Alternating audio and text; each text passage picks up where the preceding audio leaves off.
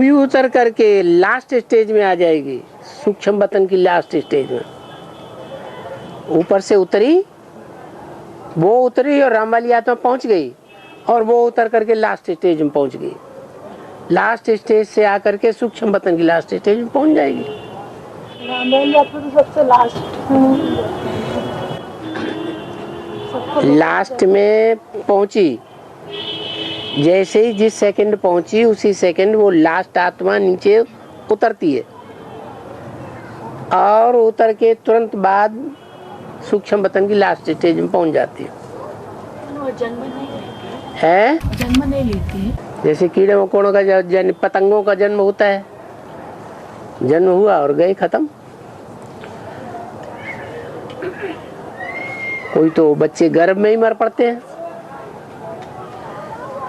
बाबा ब्रह्मा बाबा हैदराबाद से कराची किस साल में गए? है, ब्रह्मा बाबा हैदराबाद से कराची किस साल में गए?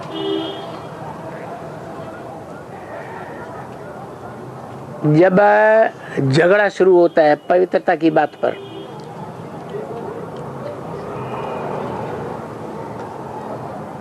जैसे बाबा कहते हैं क्राइस्ट को भी पवित्रता की बात पर सूली पर चढ़ाया गया, ऐसे ही जो राम वाली आत्मा है उसके धोबी घाट से संबंधित जो पार्ट है उसको ब्रह्मा वाली आत्मा नहीं समझ पाती। न समझ पाने के कारण वो बात जब समाज में बाहर आती है तो भाग जाते हैं, और उनके भाग जाने पर उनके पीछे पीछे है और जितने भी हैं उनको पता ही नहीं ब्रह्मा बाबा कहाँ चले गए, वो भी धीरे धीरे खिसक जाते हैं, सहारे ही खिसक जाते हैं। और दुनिया वालों का जो युद्ध है अज्ञानता का, और राम वाली आत्मा तो ज्ञान में है, तो वो युद्ध जोर पकड़ जाता है, और उस समय ज्ञान पूरा न होने के कारण राम वाली आत्मा कच्ची पड़ जाती है। लेकिन युद्ध छोड़ती नहीं है, न छोड़ने के कारण फिर उसकी हत्या हो जाती है। और तो जब हत्या हुई है तो वो आत्मा सूक्ष्म शरीर धारण करेगी या किसी गर्भ में प्रवेश करेगी? गर्भ में प्रवेश करेगी तुरंत। उसकी तो हत्या हुई है। फिर भी याद हैं?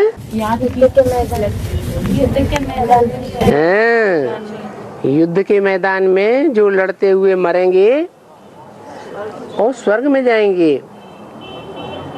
ऊंची स्टेज में जाते हैं, नीची स्टेज में जाने का सवाल नहीं है। क्यों? क्योंकि अंतमते सोगति, अंत में क्या मति हुई? मति श्रेष्ठ थी, बुद्धि श्रेष्ठ थी, यह बुद्धि भ्रष्ट थी। श्रेष्ठ बुद्धि थी। हम जन कल्याण के लिए, समाज के कल्याण के लिए, विश्व के कल्याण के लिए हमारा कार्य है। तो भाव प्रधान विश्व रच रखा, कर्म बल कैसा भी हो, लेकिन उसमें भाव क्या है? भाव विश्व कल्याण का है या स्वार्थ का है? विश्व कल्याण का भाव था, इसलिए उस आत्मा का सूक्ष्म वतनवासियों में लिस्ट में जाना संभव नहीं है।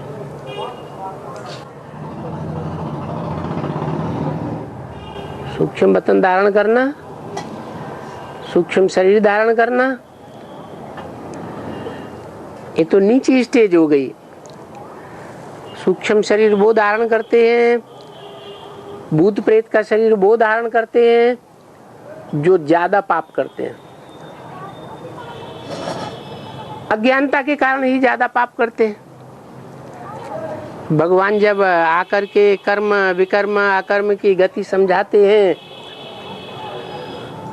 तो जो आत्माएं नहीं समझ पाती हैं भगवान को और भगवान के बताए हुए ज्ञान को, इसलिए वो पाप कर्म करती है, ज्यादा पाप कर्म करती है। तो उनके पापों का बढ़ावा ज्यादा ना हो जाए, इसलिए उनको सूक्ष्म शरीर मिलता है।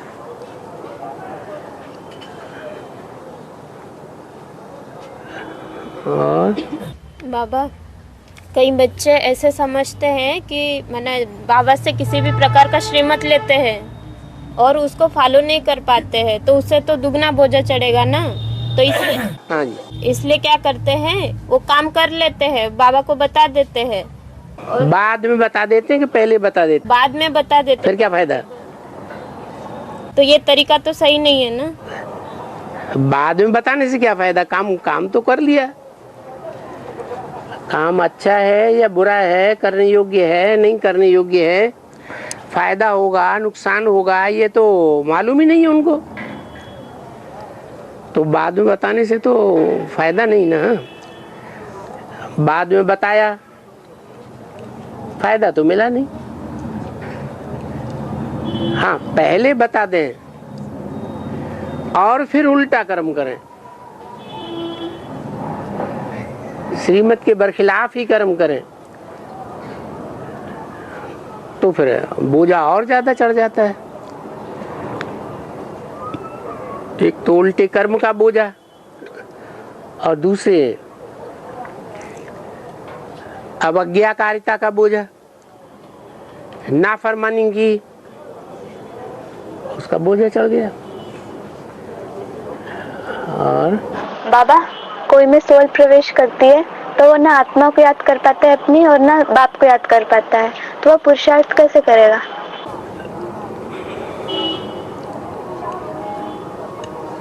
अपनी आत्मा को याद नहीं कर पाता है, उसका कारण तो ये है कि देहभान ज्यादा है।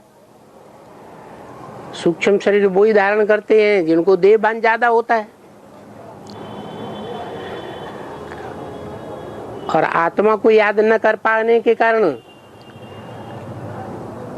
उनकी आत्मा की सूक्ष्म गति नहीं होती है।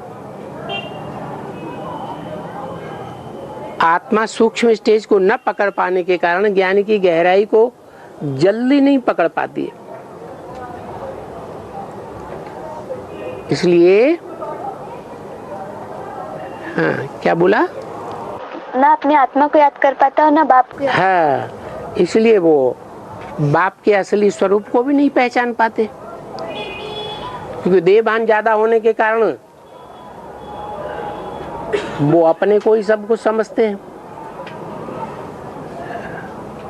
जो दुनिया में ज्ञान चल रहा है सर्वव्यापी का आत्मा सो परमात्मा, परंतु ये तो बुद्धि में उनकी आता ही नहीं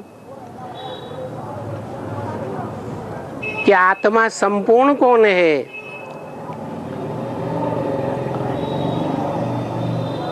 और नंबरवार अपूर्ण आत्मा कैसे है?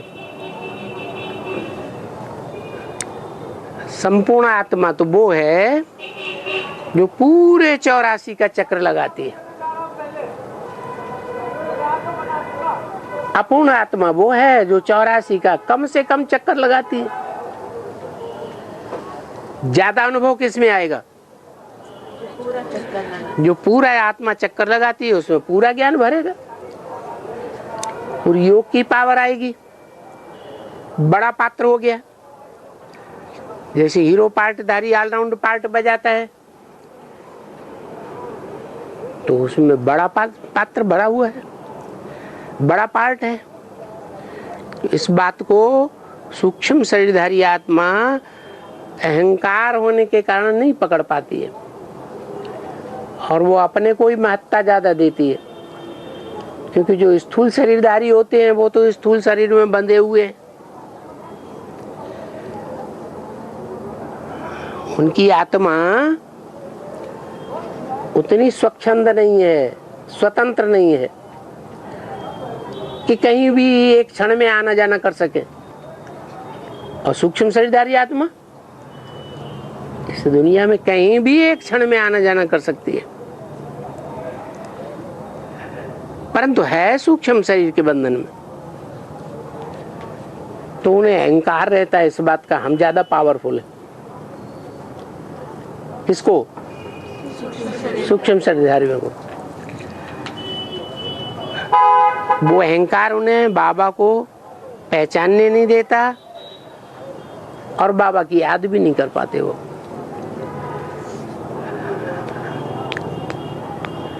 और तो पुरुषार्थ करें कैसे? है पुरुषार्थ कैसे करें? वो कहाँ पुरुषार्थ करते हैं? पुरुषार्थ कहाँ करते हैं? पुरुष माने आत्मा। वो जो कुछ भी करते हैं, पुरुष माने पुरु माने शरीर, पुरी शरीर रूपी पुरी, श माने शेते, जो शरीर रूपी पुरी में शयन करता है वो है पुरुष। तो उनको तो शरीर ही नहीं है, और शरीर है भी तो कौन सा शरीर है? सूक्ष्म शरीर, अधूरा शरीर है। तो वो पुरुष अर्थ कहाँ करते हैं?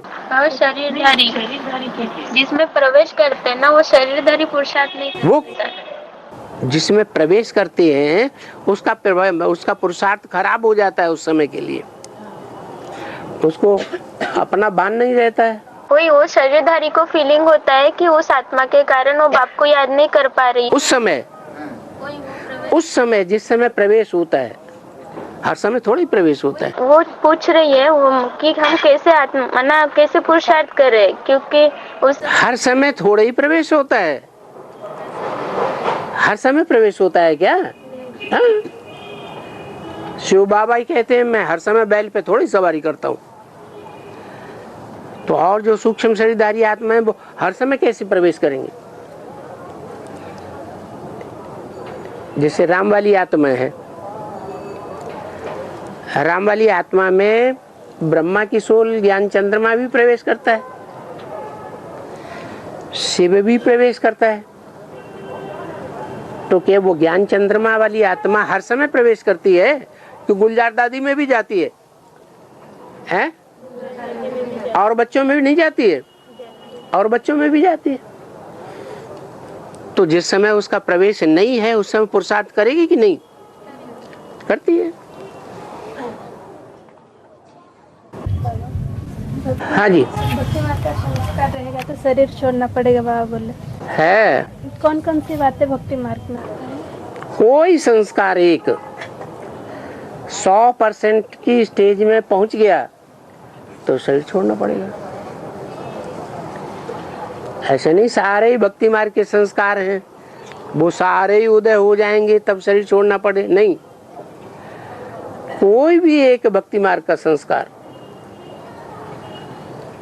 अपनी चरम सीमा पर पहुंचेगा तो शरीर छोड़ना पड़ेगा। भक्ति मार्ग का संस्कार माना क्या बाबा? हेलो, यही पता नहीं है कि भक्ति मार्ग के संस्कार कौन से हैं जिन्हें हमें मुर्दाबाद करना है, और ज्ञान मार्ग के संस्कार कौन से हैं जिनको हमें जिंदाबाद करना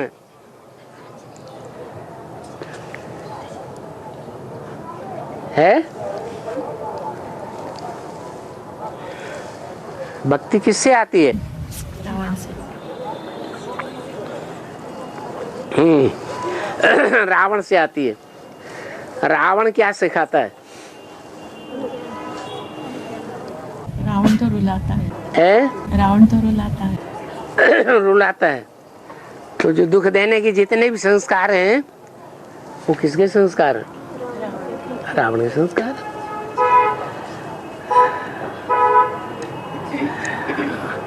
बाबा है एक भाई का प्रश्न है। बाबा के बच्चे माउंट आबू में जाकर प्लॉट के धंधे में कमाई करते हैं।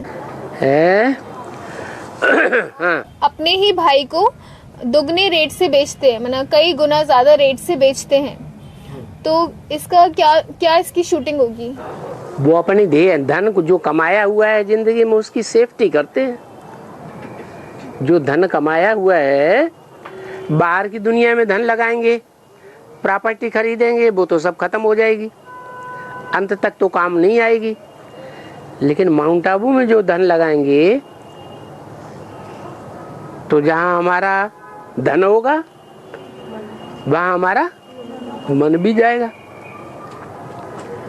तो उन्होंने तो फैसला कर लिया कि हमको अंतिम समय में वहां जाना ही जाना है, और वहां जाएंगे तो संग का रंग लगेगा कि नहीं लगेगा, तो कुछ न कुछ कल्याण तो होगा।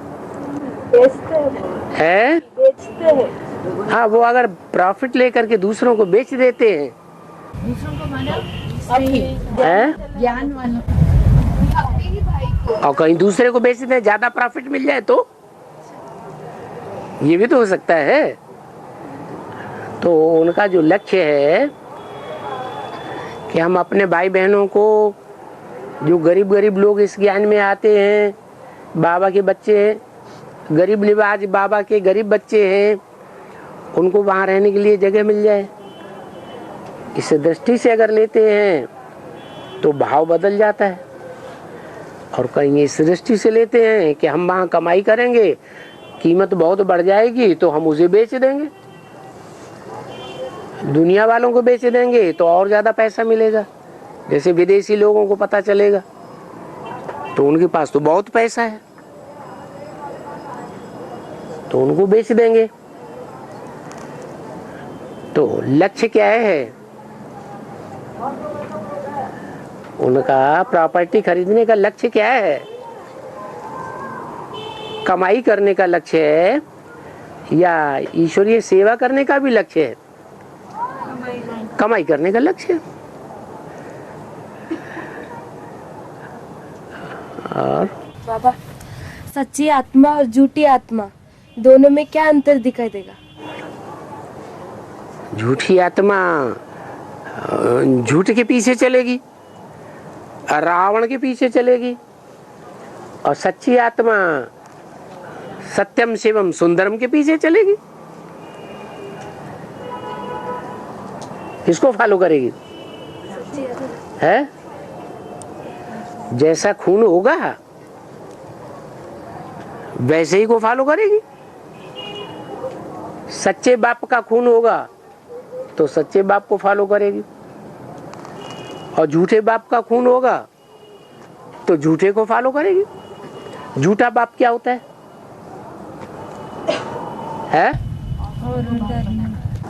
और औरों को बाप बनाता है। जो ओरिजिनल बाप है उसे छोड़ करके औरों को बना लिया तो झूठा बाप हो गया। और बाबा, बीके का क्वेश्चन है बीके का क्वेश्चन है 10 वर्ष की घोषणा में बताया है ना कि भारत से भ्रष्टाचार और विकारों का अंत होने वाला है। विकारों का अंत हो गया तो लक्ष्मी नारायण संपूर्ण बन गए, तो अभी किस बात की पढ़ाई चल रही है? ओहो, कोई मकान बनता है तो पहले सूक्ष्म में बुद्धि में आता है कि स्थूल में बन जाता है? पहले सूक्ष्म में उस बुद्धि में आएगा प्लान, फिर कागज पर बनाएगा, फिर उसका मॉडल तैयार करेगा कि ऐसा ऐसा मकान, ऐसा ऐसा एलिवेशन होगा, और अंत में मकान बन करके तैयार होगा। तो सन 76 में पहले उनकी आत्मा में से जो दुष्ट संकल्प हैं वो निकल जाएंगे, या उनका शरीर सतो प्रधान बन जाएगा? दुष्ट संकल्प चले जाएंगे, ज्ञान के संकल्प आएंगे, मनन चिंतन मंथन उनका उखड़ जाएगा, तीव्र गति से चल पड़ेगा। तो मन में जो संकल्प बीज हैं वो नष्ट हो गया। मन बुद्धि को क्या कहा जाता है? आत्मा। तो वो आत्मा मानसिक रूप से शुद्ध बनी या नहीं बनी? है शुद्ध बनी। वाचा के रूप से, दृष्टि के रूप से, कर्मेंद्रियों के रूप से शुद्ध नहीं बनी।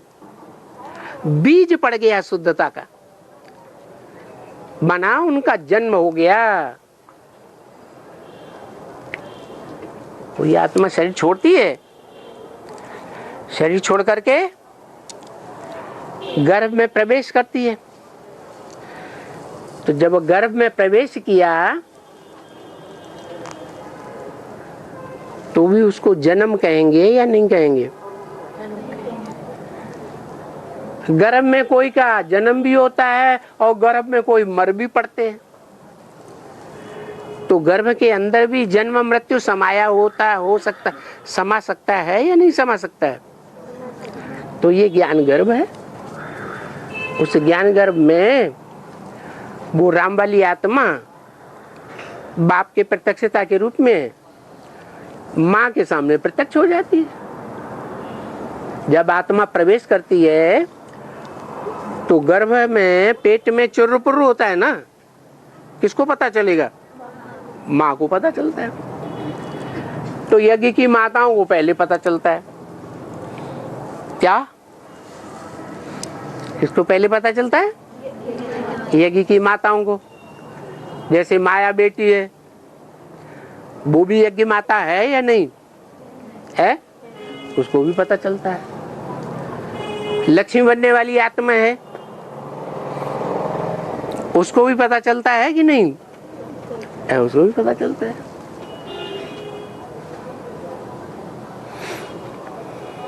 और पानी ला।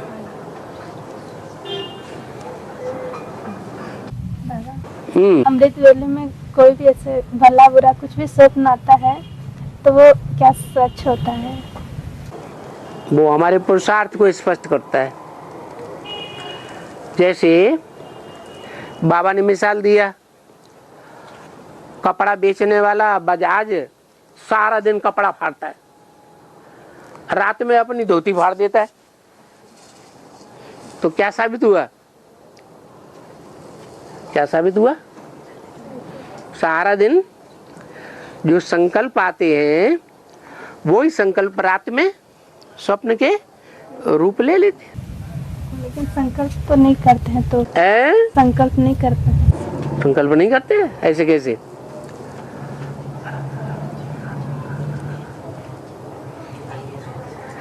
है बाबा नहीं संकल्प करने से दुष्ट संकल्प अगर छूट जाए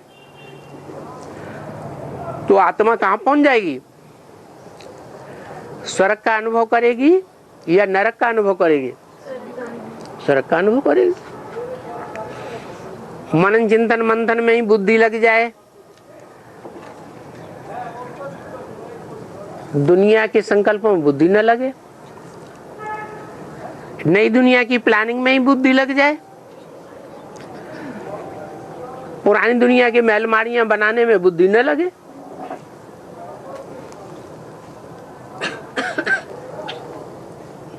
तो ऐसी आत्मा खुश रहेगी या दुखी होगी? है खुश रहेगी। पाना था सो पा लिए।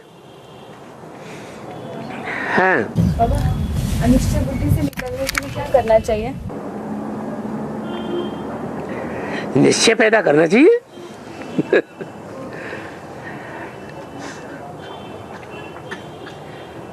निश्चय पैदा करना चाहिए। अनिश्चय की जो बातें हैं उनका कारण क्या है जो हमें अनिश्चय आ रहा है वो ढूंढना चाहिए। निश्चय किस किस बात पर करना है?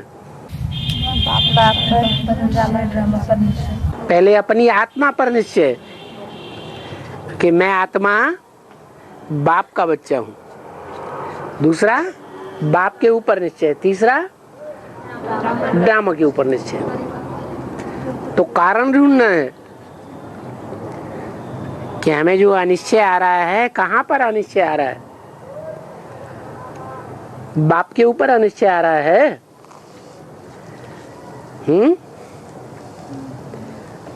बाप के ऊपर अनिश्चय नहीं आ रहा है। अच्छा, तो बाप की अर्चना के ऊपर है? वो भी नहीं आता। जब बाप के ऊपर निश्चय नहीं है तो रचना के ऊपर अपने आप निश्चय उखड़ जाता है। बाप संपूर्ण नहीं है तो रचना भी संपूर्ण नहीं है। और अपनी आत्मा पर निश्चय, हमारी आत्मा का पार्ट क्या है? सूर्यवंशी पार्ट है, चंद्रवंशी पार्ट है, इस्लामवंशी पार्ट है, कौन सी निशानियां मुझे देखने में आती हैं?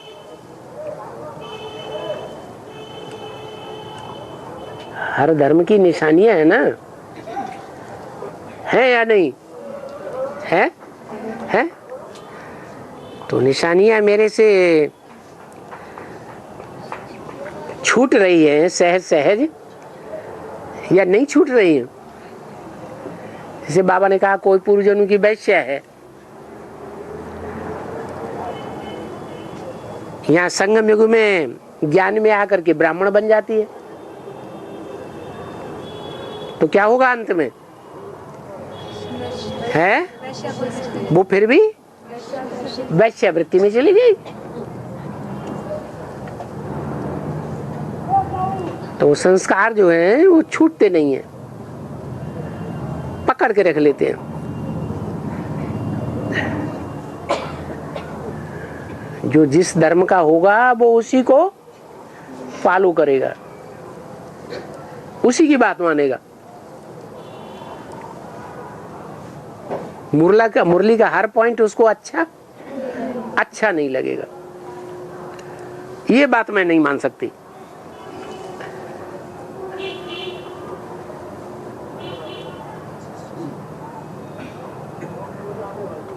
जैसे किसी आत्मा को समझाया जाए भाई ये दृष्टि लेना देना अच्छी बात नहीं है, दृष्टि का भी करप्शन होता है, वो कहे इस बात को मैं नहीं मानती। इसका मतलब जब मानती ही नहीं है तो जानने का तो सवाल ही पैदा नहीं होता, फिर करने की बात तो बात ही दूर रह गई। तो निश्चित रूप से वो आत्मा किस धर्म की हुई? इस्लाम धर्म की हो गई।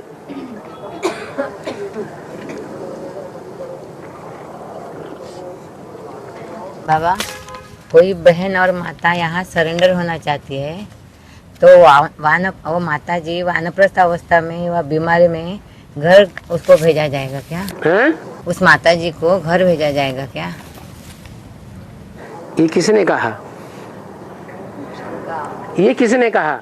मनमत ने कहा या किसी मनुष्य की मत ने कहा? किसने कहा? अरे आपके कान में किसने कहा? या शिव बाबा ने कहा? नहीं, प्रश्न है कि हाँ, प्रश्न क्यों बता रहे हैं, प्रश्न का जवाब दे रहे हैं। जिसका भी प्रश्न है वो समझ ले कि उसके कान में ये बात किसने कही? मुरली ने कही, ब्रह्मा बाबा के मुख ने कही, शिव बाबा ने कही, अपनी मनन के मत ने कही, मनमत ने कही, या किसी मनुष्य की मत ने कही? किसने कही है? मुरली में तो बाबा ये कहते हैं बाप बच्चों को नहीं छोड़ते, बच्चे अपने आप ही भाग जाते हैं। बाप तो और ताकीद करते हैं, बच्चे मधुबन छोड़ करके अगर घर में गए तो वहां घर में माया मुंह फैलाए बैठी खड़ी हुई है, गए और जाते ही आप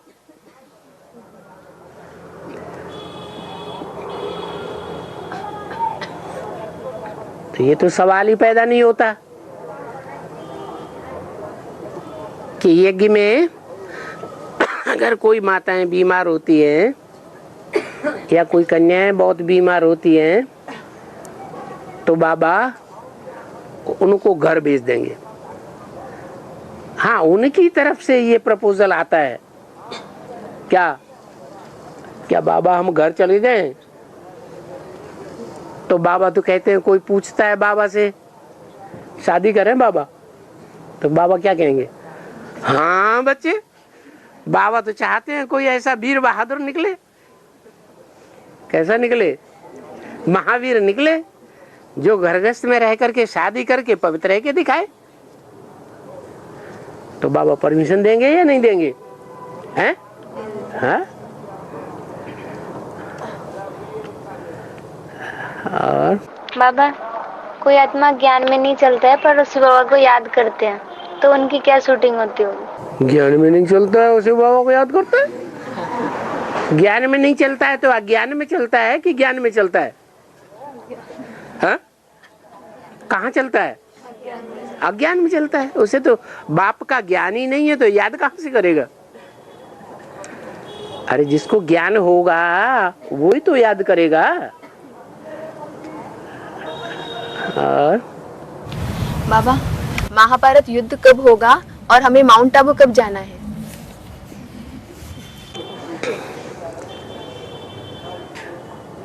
महाभारत का मतलब क्या है? कैसा भारत? महाभारत, भारत का बड़े से बड़ा रूप। आज भारत खंडित है या भारत का संपूर्ण रूप है? खंडित भारत। वो खंडित भारत न हो, महाभारत का रूप धारण कर ले, तब होगा महाभारत युद्ध। अभी नेपाल कभी भारत का अंग था या नहीं था? था। लंका भारत का अंग था या नहीं था? बांग्लादेश भारत का अंग था। पाकिस्तान भारत का अंग था। बर्मा, मलाया, मलेशिया, ये सब भारत के अंग थे। अभी तो खंडित भारत है। तो महाभारत है नहीं? सब जुड़ेंगे है? सब फिर से जुड़ेंगे। सब जुड़े। 8 राजाएं स्पष्ट नजर आए। तब तो आपस में टकराव हो,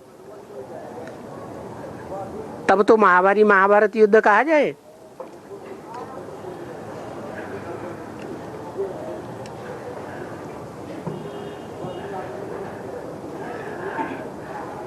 और बाबा, और हमें माउंट आबू कब जाना है? बाप के पीछे पीछे हमको भी नंबरवार जाना है। ना महाभारत युद्ध के बाद ना? वाह,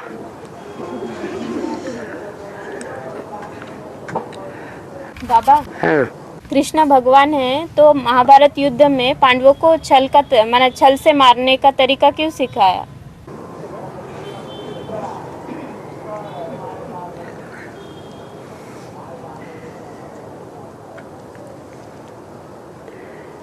विष का जवाब सांप काट लेता है कोई को,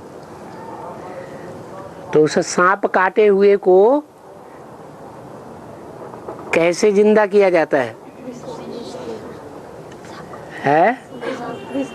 है और ही गहरा ब्रश का इंजेक्शन उसको दिया जाता है। लोहा है, लोहे को काटने के लिए छेनी चाहिए, तो लोहा ज्यादा कड़क हुआ कटने वाला, या काटने वाली छेनी का लोहा ज्यादा कड़क हुआ? तो लोहे से लोहा काटा जाता है। इसलिए क्या रिजल्ट निकला? है छल का जवाब छल। हाँ जी, ईंट का जवाब पत्थर से देना पड़े।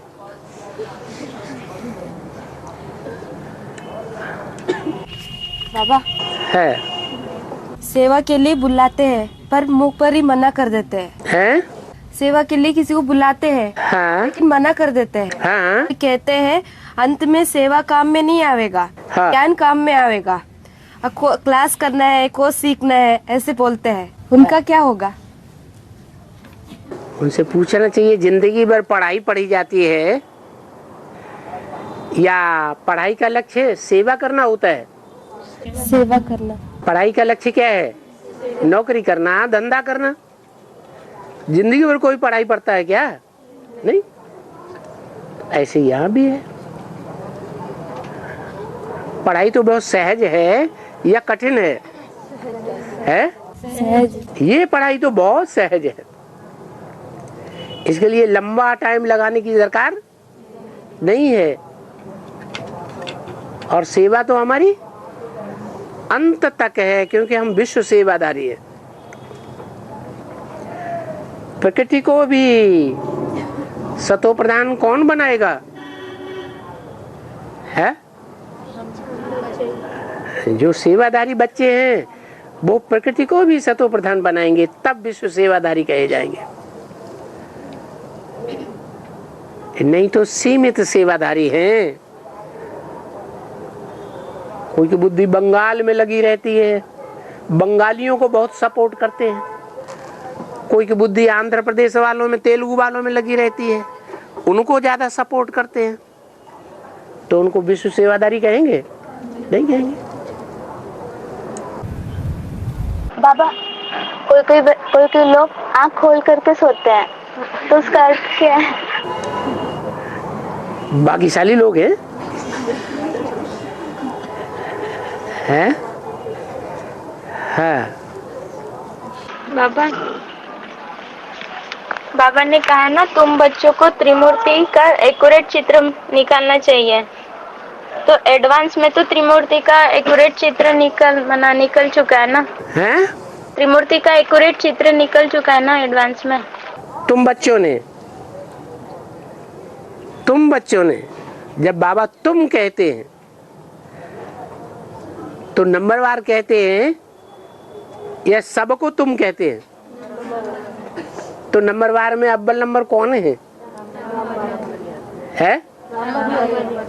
जो लक्ष्य को प्राप्त कर ले वो नंबरवार हो गए। कौन हुए? अरे अकेला चना बाढ़ फूंकता है?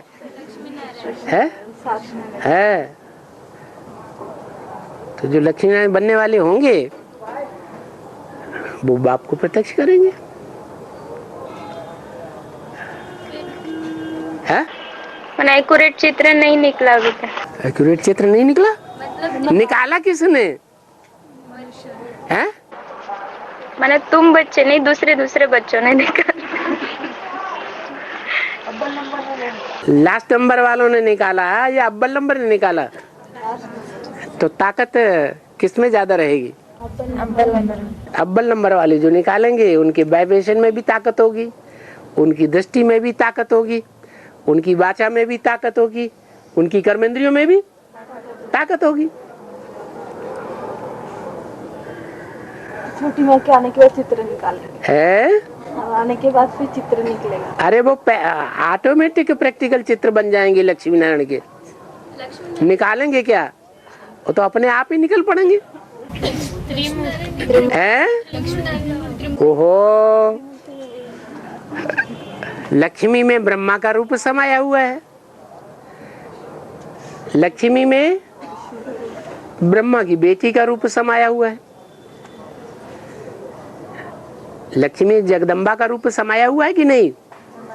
जगदम्बा सरस्वती का भी रूप समाया हुआ है, और ब्रह्मा जगदम्बा का भी रूप समाया हुआ है कि नहीं?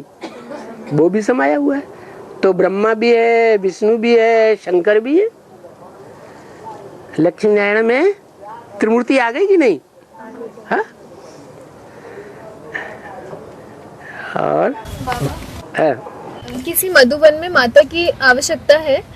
किसी मधुवन में किसी माता की आवश्यकता है, लेकिन उस स्थान की जो माता है वे दूसरे स्थान के मधुवन में जाके सेवा करना चाहती है, तो फिर ऐसी माता की क्या शूटिंग होगी? क्योंकि वो अपने स्थान की मधुवन में सेवा करने नहीं जा रही है। अपना स्थान कौन सा है और पराया स्थान कौन सा है? नहीं बाबा, वो जहाँ रहती है ना। ओहो, आत्मा रहती है कि शरीर रहता है? शरीर। आत्मा का स्थान कौन सा है? परम धाम। और इस सृष्टि पर परम धाम कौन है? अरे इस सृष्टि पर है परम धाम कौन है? जहाँ शिव है वही परम धाम है। जहाँ शिव है वही परम धाम। शिव जहाँ रहता है, जहाँ का वासी है, वो ही परम धाम है। अरे मंदिरों में शिव कहाँ रहता है?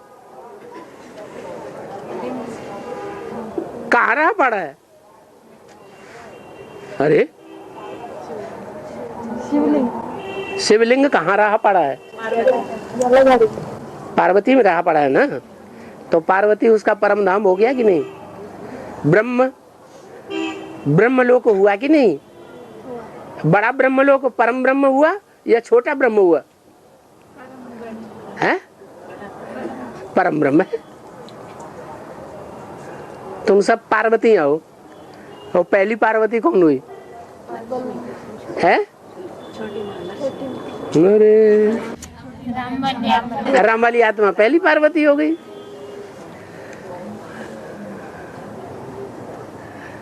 शिव जहां रहता है वो आधार हो गया। आधार को ही धरणी कहा जाता है, वो ही माता होगी। माता माने ब्रह्म, बड़ी मम्मा हो गई, परम ब्रह्म हो गई। तब कहा जाता है त्वमेव माता च पिता त्वमेव। और लेकिन बाबा वहाँ जरूरत है उनकी। कहाँ जरूरत है? उस सेंटर पर उनकी जरूरत है। परमधाम में पहले पहुंचने की किसकी जरूरत है? है? परमधाम में पहले कौन पहुंचे?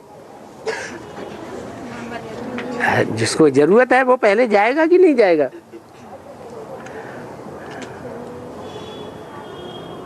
तो माताएं पहले आत्मा है कि देह है? पहले क्या है? तो आत्मा का धाम कहाँ है? है? परम धाम ऊपर वाला कि नीचे वाला? तो नीचे वाला कहाँ है? है?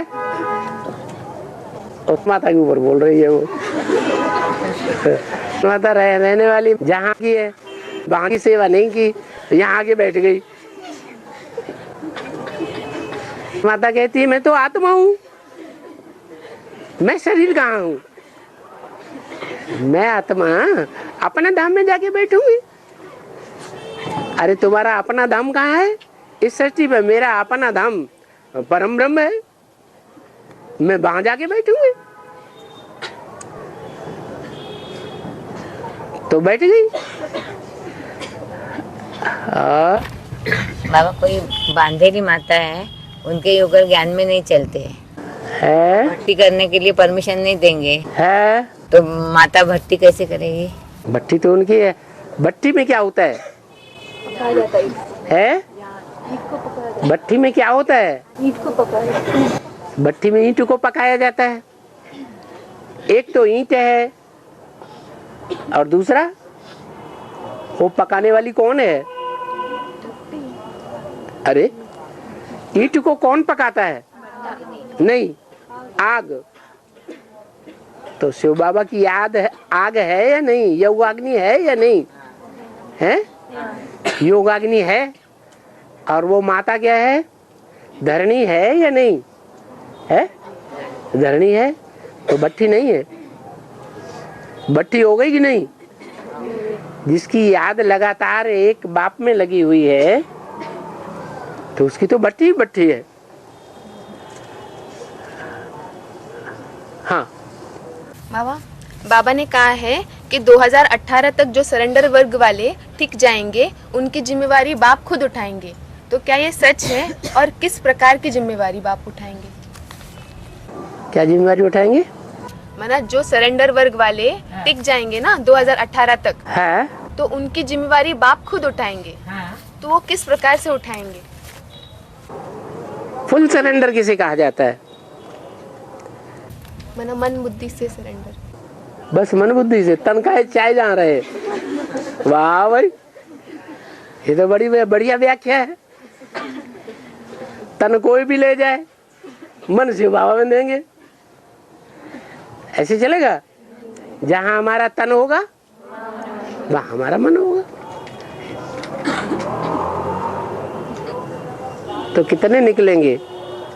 जब से ज्ञान में आए तब से लेकर के, चाहे तन हो, चाहे मन हो, चाहे धन हो, चाहे समय हो, चाहे संपर्की हो, चाहे संबंधी हो, सब उसी समय से, जब से ज्ञान में आए तब से लेकर के अब तक किस सेवा में लगाएंगे वो सब शक्तियाँ? ईश्वरीय सेवा में। तो उनको, उनके लिए बाबा ने बोला, क्या बोला? उनकी जिम्मेवारी। तो जिम्मेवारी लेगा कि नहीं है? लेगा। वो 8 परम धाम में होंगे कि नहीं है? मन बुद्धि से परम धाम में होंगे, बाप के पास होंगे। मैंने 2018 तक की पार्टी बैठे रहेंगे हैं? 2018 तक से पार्टी रहेंगे। नहीं नहीं, तेरा नंबर भी हो जाएगा।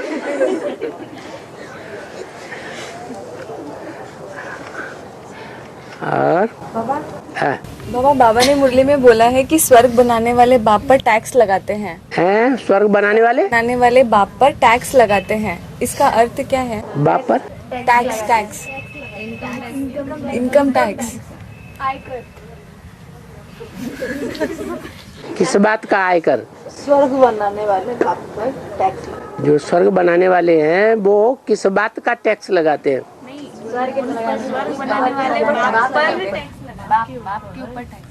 किस बात का टैक्स? Income tax. कौन सा? दुनिया में तो इनकम टैक्स है, रुपया पैसों का लगाते हैं। यहाँ कौन सा इनकम टैक्स लगाते हैं? मुरली पॉइंट है। पॉइंट है तो समझाओ ना फिर। पॉइंट को ढूंढा तुमने, हमने तो नहीं ढूंढा। उसमें मेंशन नहीं किया है? उसमें मेंशन नहीं किया किस बात पर मेंशन नहीं किया।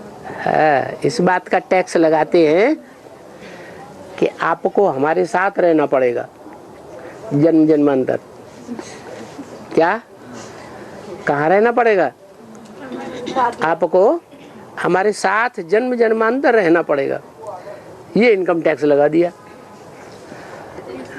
है? किसने लगाया टैक्स? उन्हीं ने लगाया जो स्वर्ग बनाते हैं, जो स्वर्ग बनाने के निमित्त बनते हैं प्रैक्टिकल में। अरे कितने बनते हैं? 8 बनते हैं। तो 8 अंत तक साथ रहेंगे या नहीं रहेंगे? अंत तक साथ भी रहेंगे।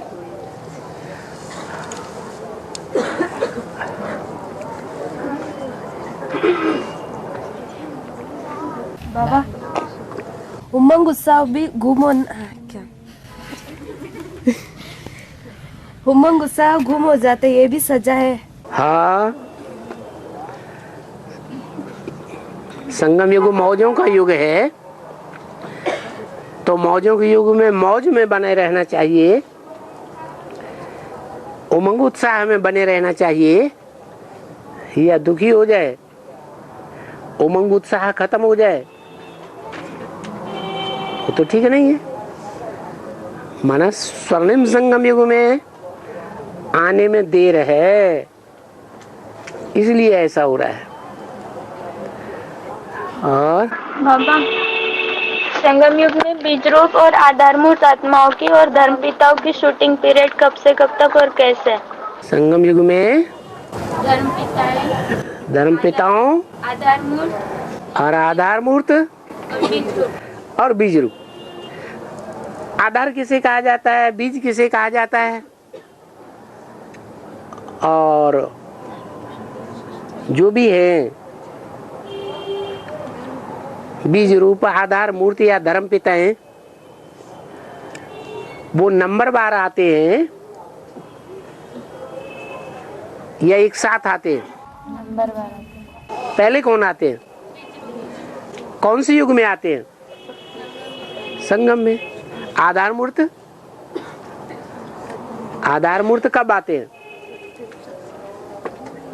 है? सतयुग में आते हैं कि नहीं? सतयुग में आते हैं। और जो धर्म पिता हैं ऊपर से आने वाले हैं 8, बाद में आते हैं। तो ये हिसाब है बाबा। है। अव्यक्त वाणी में पॉइंट आया है, निमित्त बनी हुई आत्मा के लिए कभी भी व्यर्थ संकल्प नहीं चलाना चाहिए। मानो कोई ऐसा माना गलत फैसला भी दे देते हैं तो भी बाप उसको माना नुकसान भी होता है तो भी बाप उसको ठीक कर देंगे, फायदे में बदल देंगे है। तो ये जो बात बोला गया है निमित्त आत्मा, तो ये क्या निमित्त बहन के लिए, इंचार्ज बहन के लिए बोला है या ब्रह्मा बाबा के लिए बोला है? निमित्त नंबरवार होते हैं या एक ही निमित्त होता है? नंबर 1। तो नंबरवार में कौन कौन है? पहला निमित्त कौन है? वो कहती ब्रह्मा बाबा, वो वहां तक पहुंची, तो क्या बोल रही? वो रामबली आत्मा पहुंच गई फेल होने वाले के ऊपर। कौन हुई निमित्त आत्मा अव्वल नंबर? शिव। शिव शिव निमित्त है, निमित्त साकार को कहा जाता है। तो बाबा कौन है? बाबा साकार होता है, शिव तो बिंदी का नाम है, निराकार का नाम है। और बाबा बेहद में अकाले मौत माना क्या? अनिश्चय बुद्धि होना चाहिए अपने टाइम पर। फाइनल पेपर जब माया ले तो सब अनिश्चय बुद्धि हो जाएंगे, तो हम भी अनिश्चय बुद्धि हो जाएंगे। वो तो ठीक टाइम है।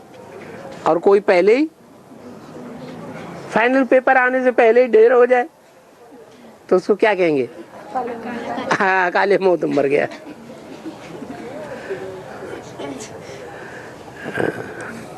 बाबा है बाबा ने तो शास्त्रार्थ करने के लिए मना किया है ना है। लेकिन जैसे हम रास्ते में जा रहे और वहाँ कहीं भगवान के ऊपर कोई हमें डिबेट करनी हो, बाबा ने मना किया तो डिबेट क्यों करना है? तो फिर नहीं करना है। हाँ, शास्त्रार्थ क्यों? शास्त्रों का अर्थ क्यों बताना? शास्त्रों का अर्थ है भगवान आके बताता है कि हम बताएं। अगर हम बताते हैं शास्त्रों का अर्थ तो हम शिव हो गए कि नहीं? हम ही शिव भगवान हो गए ना, है? शास्त्रों का सही अर्थ भगवान ही आकर के बताता है,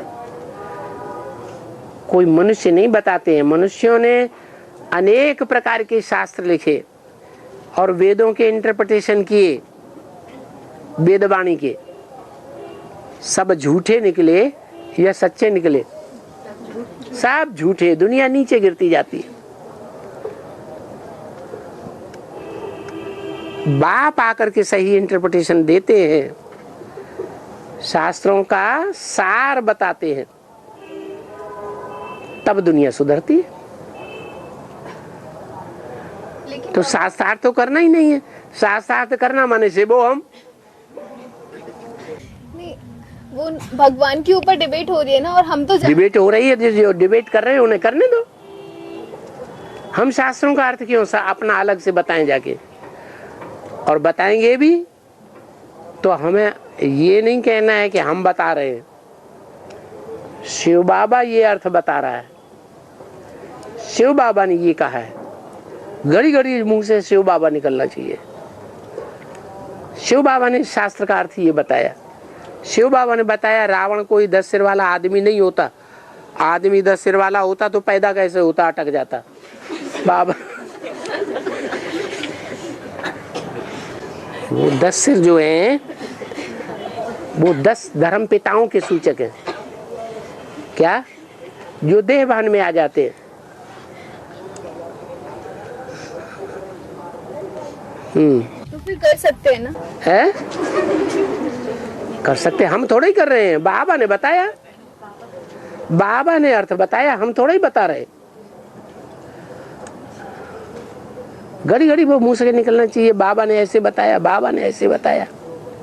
फिर वो पूछेंगे बाबा कौन? फिर ज्ञान सुनाना शुरू कर दो। आदि से लेकर के अंत तक की सारी हिस्ट्री बताओ।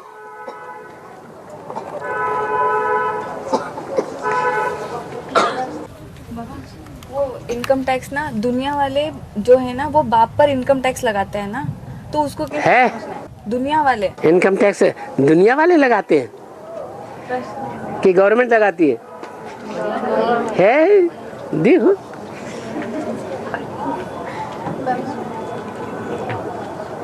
बाबा कुत्ता कितना वफादार होता है, सारे घर की रखवाली करता है और बंदर में भी 5 विकार प्रबल होते हैं, फिर भी ऐसे क्यों हैं? बंदर में भी? बंदर में भी सबसे बड़ा बंदर मैं हूँ बोला। कुत्ता कितना वफादार होता है, सारे घर की रखवाली करता है। हाँ? और बंदर में भी 5 विकार प्रबल होता है। हाँ? फिर भी बंदरों में सबसे बड़ा बंदर मैं हूँ क्यों बोला है? क्योंकि बंदर में और हाथी में ज्यादा अहंकार किसमें होता है? बंदर में। दे हाथी निकलेगा, उसको भी खोंक मारेगा, धमकी देगा। तो अहंकारी है तभी तो धमकी दे रहा है, नहीं तो हाथी तो अपना पांव रख देगा, दचाका निकल जाएगा। तो ऐसे ही है। कौन कौन बंदर? बड़ा बंदर कौन है? अरे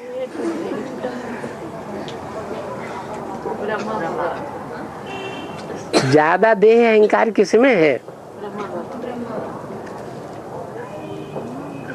रावण के 10 सिर दिखाई जाते हैं,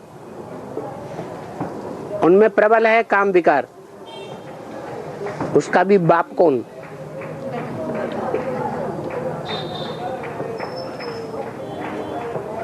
वो कौन सी कमजोरी का नाम है? देह अहंकार। देह का अहंकार ही सबसे बड़ी कमजोरी है। उससे काम, क्रोध, लोभ, मोह, अहंकार सब पैदा होते हैं। देह का अहंकार ही नहीं होगा तो 5 विकारों में से कोई पैदा ही नहीं होगा।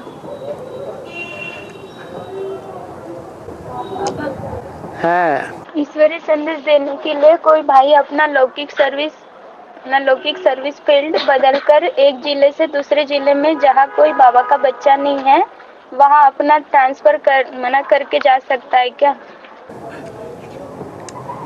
हाँ, अगर ऐसा करता है तो अच्छा ही करता है ना, बुरा क्या करता है? वो काम भी तो करके दिखाए जिस लक्ष्य से ट्रांसफर कराया। बाबा, एक माता का प्रश्न है कि बाबा ने बोला है कि बच्चों को, माना उनके लौकिक बच्चों के हिसाब से पूछ रही है कि बच्चों को अमृत वेले उठा के याद में बिठाओ, पर ये उनके जो बच्चे हैं उन्होंने सिर्फ कोर्स किया है और कभी कभी क्लास करते हैं, तो अमृत वेले याद में बैठने से उनको भी प्राप्ति होगी क्या? पूछ रही है। क्यों नहीं होगी? बच्चे शिव बाबा को याद नहीं करते हैं?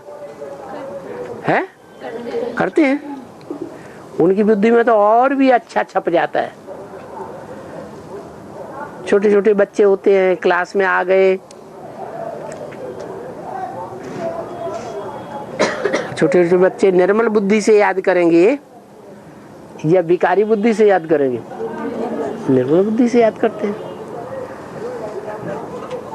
उनके अंदर तो शिव बाबा की याद और अच्छी से छप जाती है। हाँ, ये है, बच्चों को ये नहीं कहना चाहिए बिंदी को याद करो, कहो शिव बाबा को याद करो।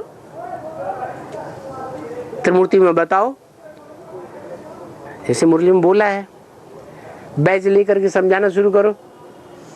है ये ब्रह्मा बाबा है, ये शिव बाबा है, तो किसकी तरफ इशारा करेंगे? त्रिमूर्ति के चित्र पर समझाओ।